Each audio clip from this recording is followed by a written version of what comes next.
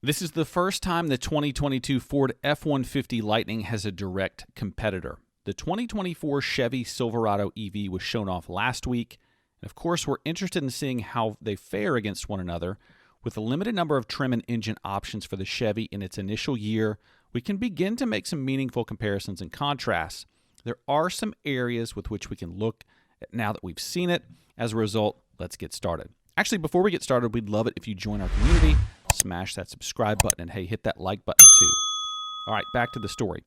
First, let's look at power and torque. Chevy has more power than Ford, but torque isn't clear-cut. The Silverado EV Work Truck comes standard with 510 horsepower, whereas the RST is capable of up to 664 horsepower.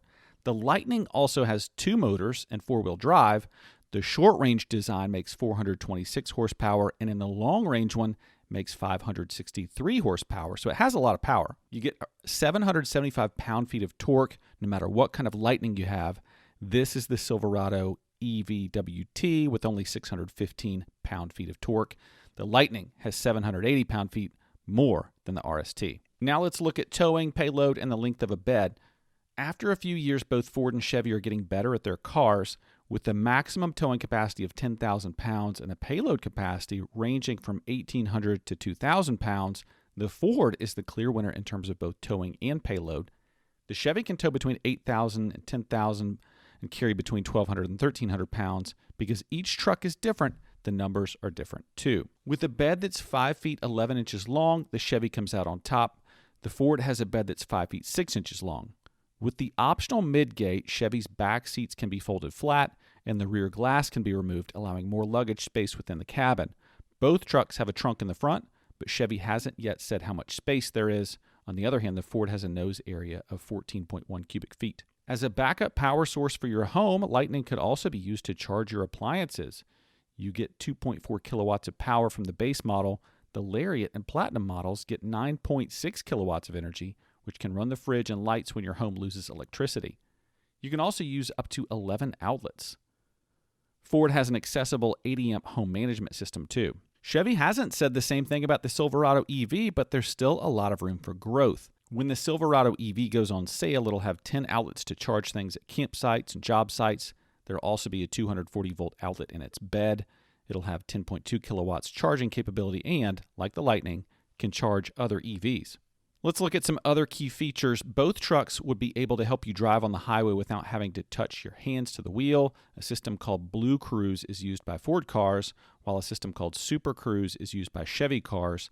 There will also be a model used while towing a trailer. This one will have automatic lane changes that can be used while towing. The Chevy can also be equipped with four-wheel steering and air suspension. Another option for the Silverado EV is the multi-flex tailgate, which has a built-in step and work surface. The Ford can have a towable shifter and a folding worktop inside.